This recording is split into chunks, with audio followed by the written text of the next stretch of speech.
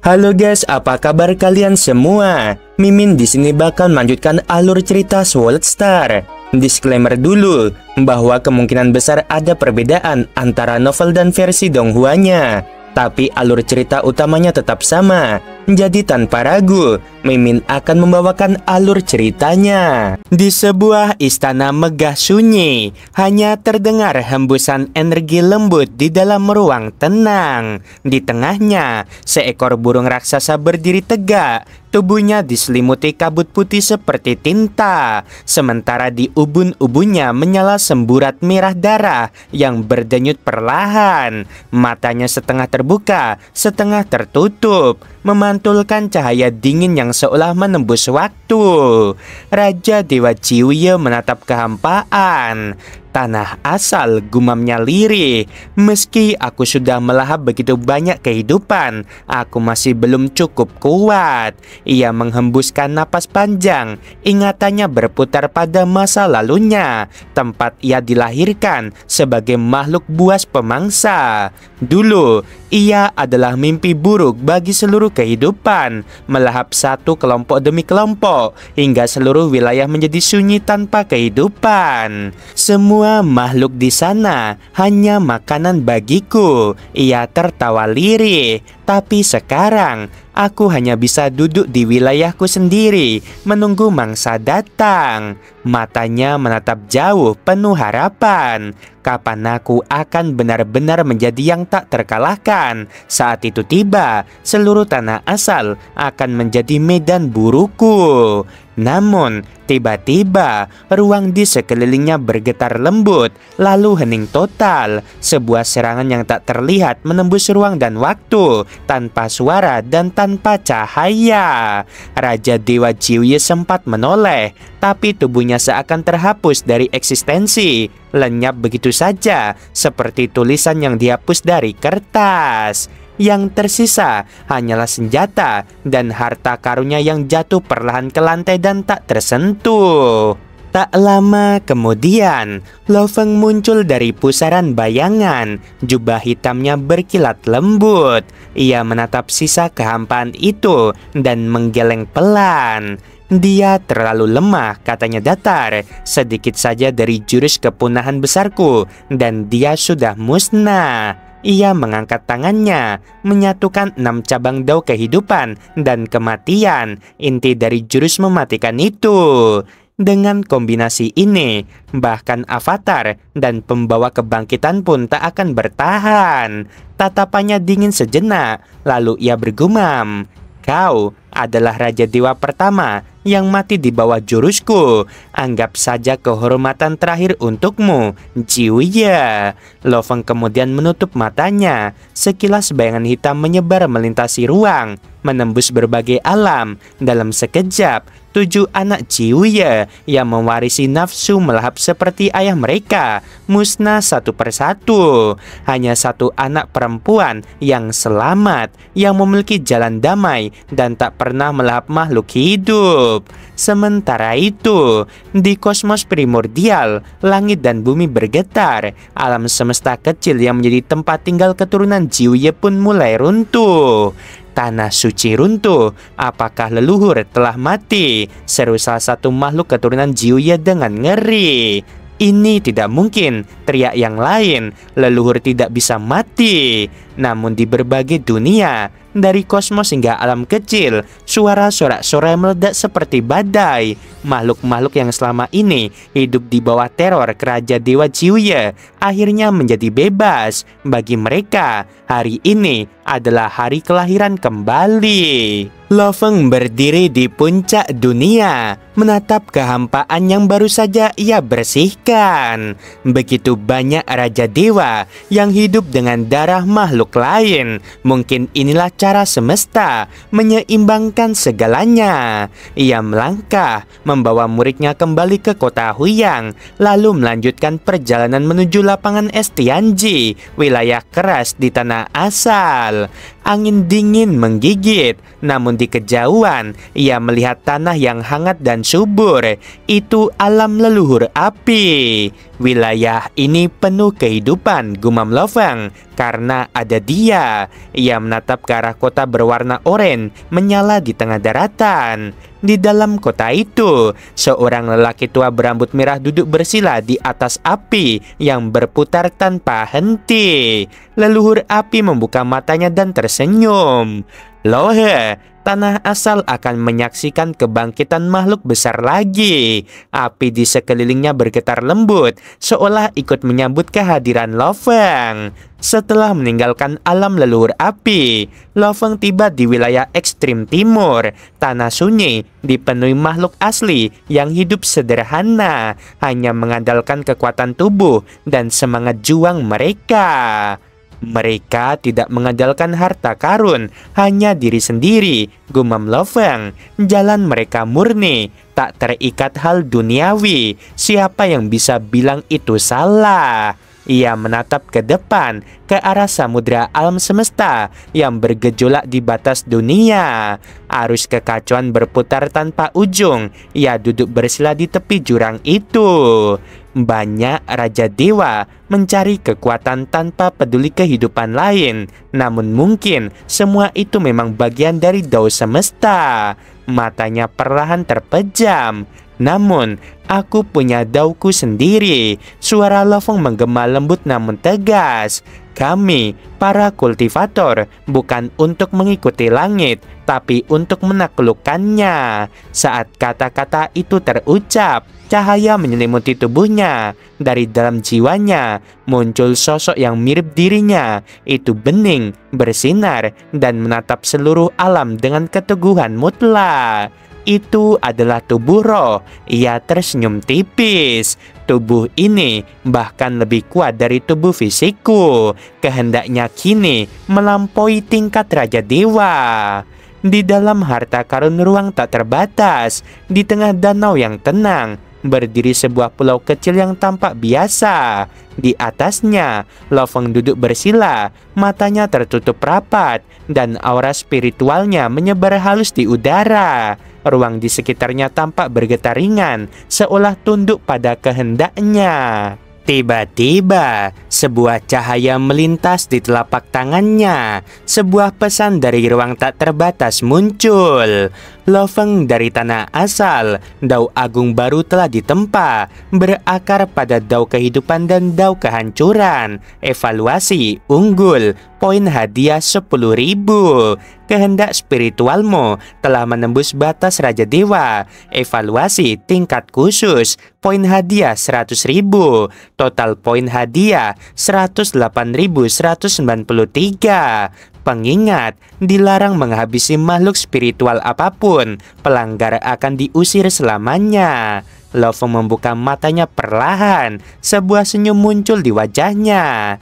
Aku akhirnya kaya, gumamnya sambil terkekeh pelan. 100.000 poin, bahkan para raja dewa akan iri.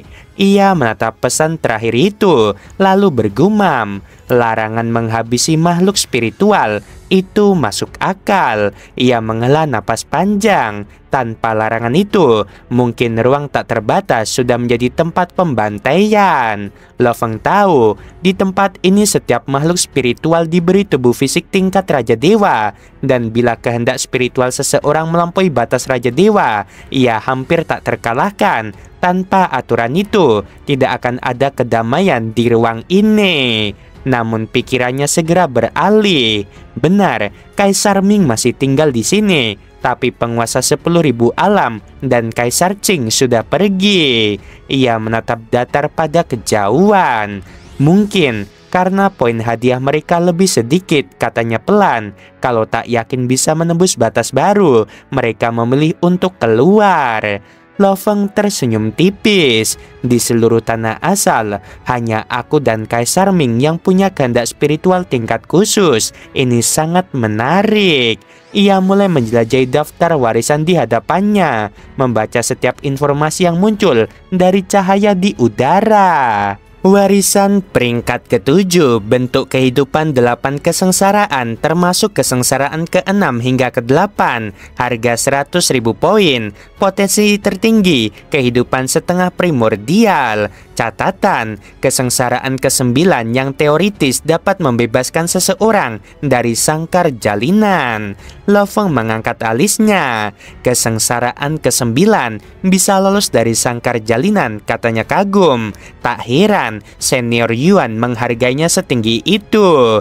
Namun ia menahan diri. Belum saatnya, aku perlu memperkuat fondasiku dulu. Ia menggulir daftar lain dan matanya terhenti. Bentuk kehidupan dunia bab 3, harga 60.000 poin.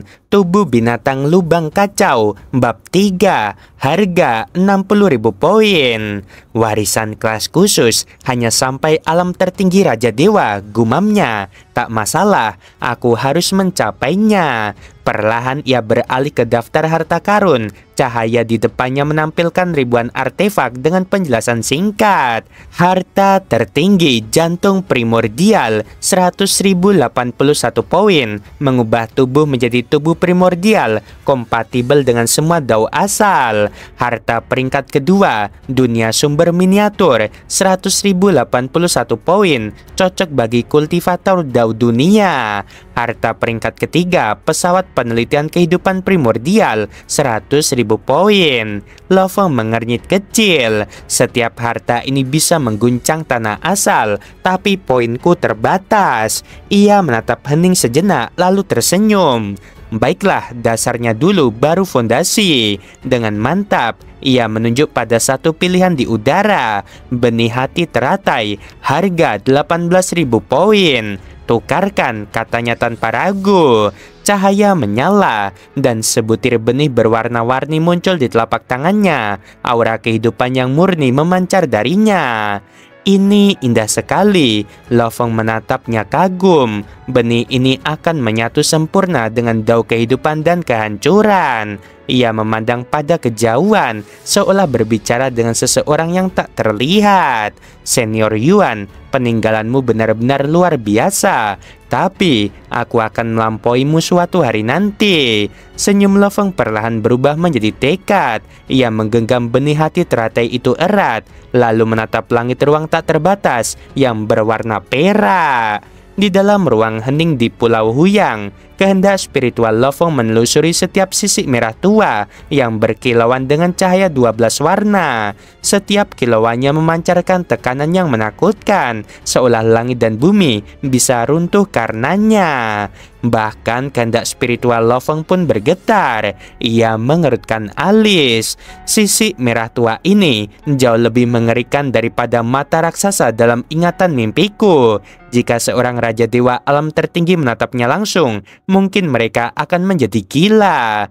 Loveng menarik napas pelan. Dulu, dia tidak pernah mampu menyelidiki kedalaman menara bintang. Kini setelah kehendaknya menembus batas, tabir rahasia itu mulai terangkat perlahan. Ia bergumam pelan. Apakah kemauan di luar tingkat Raja Dewa hanyalah syarat awal untuk menundukkan kekuatan ini? Bayangan para kaisar dan raja dari dua negara kuno melintas di pikirannya. Mereka semua memiliki harta rahasia tingkat tinggi, namun tak satu pun mampu menandingi aura menara bintang ini. Menara bintang seharusnya berada di atas semua harta rahasia yang dikenal di tanah asal, pikir Loveng dengan serius.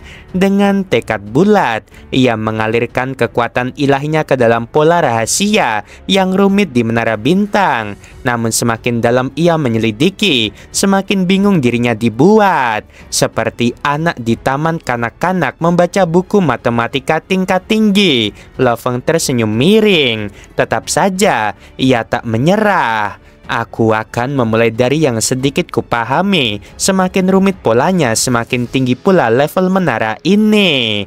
Ia mulai mengenali 9 dao agung, yaitu kehidupan, kehancuran, kausalitas, waktu, ruang, materi, dunia, tak terbatas, dan titik ekstrim. Namun yang membuatnya terkejut, pola rahasia dalam menara bintang melampaui ke-9 dao itu. Begitu banyak jenis dao yang saling terjalin, membentuk satu sisi berwarna darah, indah sekaligus menakutkan, gumamnya. Setelah meneliti lebih dalam, Lo Feng menyadari hidup adalah inti dari semuanya, yang lain hanya berputar di sekelilingnya. Kekuatan sucinya menembus lapisan demi lapisan pola rahasia, menyusun keteraturan dari kekacauan. Waktu berlalu tanpa terasa, hingga akhirnya, ini menakjubkan, Lo Feng bergumam, matanya berkilat. Pola ini mengandung begitu banyak cara untuk menggabungkan kehidupan dan kehancuran. Caraku selama ini ternyata terlalu sederhana. Tiba-tiba kesadaran seperti petir menyambar pikirannya. Cabang pembelah langit dan cabang langit gelap. Jika keduanya bersatu, maka alam kedua Raja Dewa. Kekuatan dao besar kehancuran dalam dirinya melonjak. Ia merasa batas yang mengikatnya selama ini seolah retak dan runtuh. Namun, ia tidak berhenti di situ. Setengah abad lamanya ia meneliti pola rahasia menara bintang, hingga akhirnya memutuskan untuk mengujinya. Mari kita lihat seberapa kuat kau sebenarnya. Ketika kekuatan dunianya dilepaskan penuh, menara bintang bergetar pelan. Getarannya membuat domain dunia Lo Feng beriak hebat. Kekuatan luar biasa menyembur keluar, membuat Lo Feng seolah sedang menahan monster purba yang bisa menghancurkan dunia.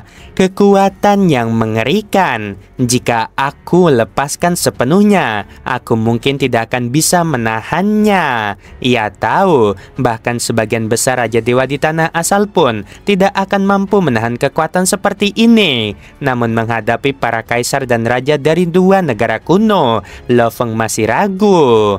Kaisar dan raja memiliki bentuk kehidupan alam tertinggi, ditambah harta rahasia melampaui Raja Dewa.